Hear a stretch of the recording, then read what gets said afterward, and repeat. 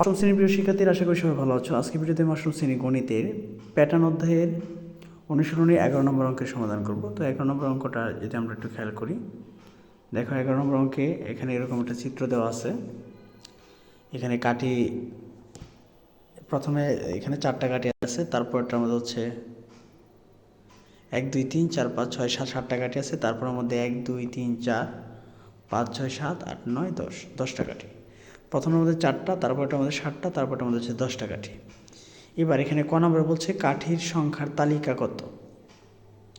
ক নম্বর বলছে তালিকা পরবর্তী সংখ্যাটি কীভাবে বের করবে তা ব্যাখ্যা করো।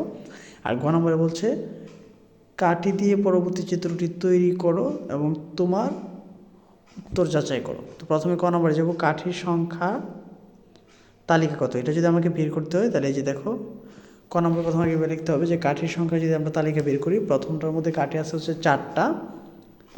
এই যে আমরা যদি প্রথমের মধ্যে কাঠি আছে কয়টা, 4টা, তারপরটা কাঠি আছে বলছিলাম কয়টা, 7টা, তারপরটা হচ্ছে 10টা।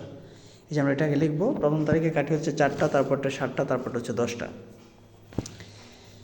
এবার আমাকে এখানে কিন্তু খ নম্বর বলছে যে তালিকার পরবর্তী সংখ্যাটি কিভাবে বের করতে হবে তা ব্যাখ্যা করো। তো তালিকার পরবর্তী সংখ্যাটি কীভাবে বের করবো, দেখো প্রথম আগে আমরা লিখে নেব যে প্রাপ্ত তালিকাটা হচ্ছে প্রথমে 4, তারপরে 7, তারপর হচ্ছে 10। এখানে প্রতি ক্ষেত্রে পার্থক্য কিন্তু 3 করে, যেমন 4 থেকে 7 পার্থক্য হচ্ছে 3, আবার 7 থেকে 10 পার্থক্য হচ্ছে 3। তাহলে প্রতিবারে পার্থক্য যেহেতু 3, তাহলে পরবর্তী সংখ্যাটা আমরা 3 খালি যোগ করলেই হবে। তাই 10-এর সাথে যদি আমরা 3 যোগ করে ফেলি, তাই 10 আর 3 যোগ করলে হয়ে যাবে হচ্ছে 13। এবার আমরা যদি গ নম্বর প্রশ্নটা খেয়াল করি, গ নম্বর প্রশ্ন বলছে কাঠি দিয়ে পরবর্তী চিত্রটি তৈরি করো এবং তোমার উত্তর যাচাই করো। পরবর্তী চিত্র যদি আমাকে তৈরি করতে হয়, আমি জানি প্রথমটার মধ্যে 4টা কাঠি, তারপরটার মধ্যে 7টা কাঠি, তারপরটার মধ্যে 10টা কাঠি, এভাবে 3টা করে কাঠি যদি বৃদ্ধি পায়, তাহলে তারপরটার মধ্যে 13টা কাঠি দিয়ে আমি এরকম একটা চতুর্ভুজাকৃতির চিত্র এখানে বানাবো। যে পরবর্তী চিত্রটা আমি এখানে বানাইলাম, এখানে কাঠির সংখ্যা হচ্ছে 13টা, 1টা 2টা 3টা 4টা 5টা, 6 7 8 9 10 11 12 13। এবার এই যে এখানে 13টা কাঠি দেওয়া আছে এবং এই 13টা কাঠির এখন ব্যাখ্যাটা যদি আমরা খেয়াল করি, এখানে ব্যাখ্যাটা এভাবে দিতে হবে যে কাঠি দিয়ে তৈরি প্রদত্ত প্যাটার্ন থেকে দেখা যায় যে প্রতি ক্ষেত্রে একটি আয়তকার কলাম যোগ হচ্ছে। এটি এমনভাবে পূর্ববর্তী জ্যামিতিক চিত্রের সাথে যুক্ত হচ্ছে যাতে পরবর্তী চিত্রের ডান দিকের কাঠিটি নতুন করে যুক্ত হওয়ায় চিত্রের বাম দিকে কাঠি হিসাবে কাজ করে।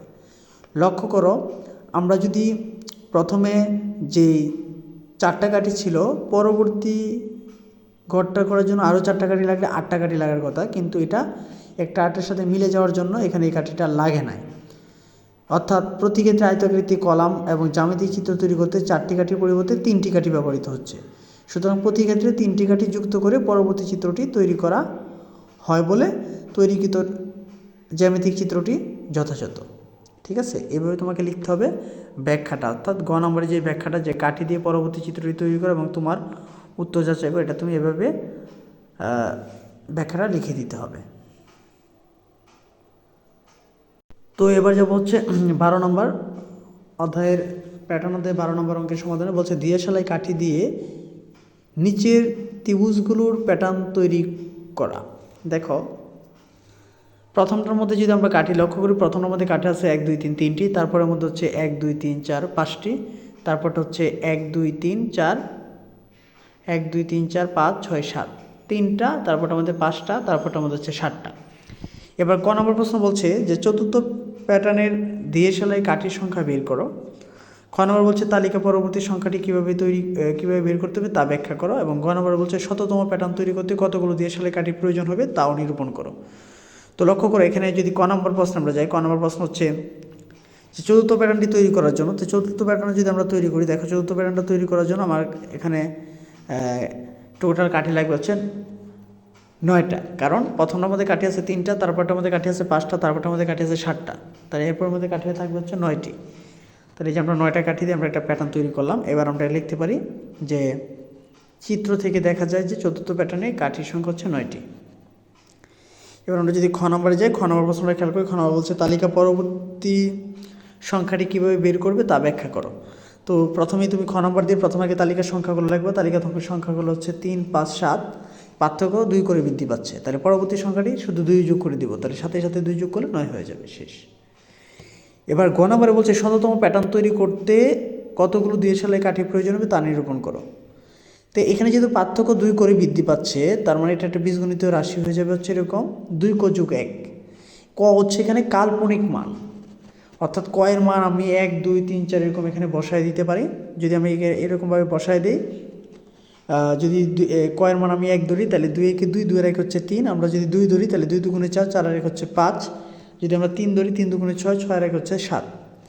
তাহলে এখানে ক হলো কি প্যাটার্নের সংখ্যা, তার মানে শততম প্যাটার্ন তৈরি করতে গেলে আমার কাঠি প্রয়োজন হবে। এখানে ক এর জায়গায় তুমি 100 বসায় দিই, যেহেতু শততম তার মানে 100, তাহলে 2 এর সাথে যদি 100 গুণ করি তাহলে হচ্ছে 200, 200 সাথে 1 যোগ করলে হচ্ছে 201। অর্থাৎ এই শততম প্যাটার্ন তৈরি করতে আমার 201টি কাঠির প্রয়োজন হবে। ঠিক আছে, তো এই ছিল হচ্ছে তোমাদের বইয়ের অর্থাৎ প্যাটার্ন অধ্যায়ের অনুশীলনীর 11 এবং 12 নম্বর অঙ্কের সমাধান। তো আশা করি ভিডিওটি তোমরা বুঝতে পেরেছ। ভিডিও দেখে যদি অঙ্ক বুঝতে কোথাও সমস্যা আমাকে কমেন্টসে জানাবে। আর ভিডিওটি যদি ভালো লেগে থাকে তাহলে চ্যানেলটাকে অবশ্যই সাবস্ক্রাইব করে ভিডিওটি সবার মাঝে শেয়ার করবে। ধন্যবাদ সবাইকে এতক্ষণ মনোযোগ দিয়ে ভিডিওটি দেখার জন্য।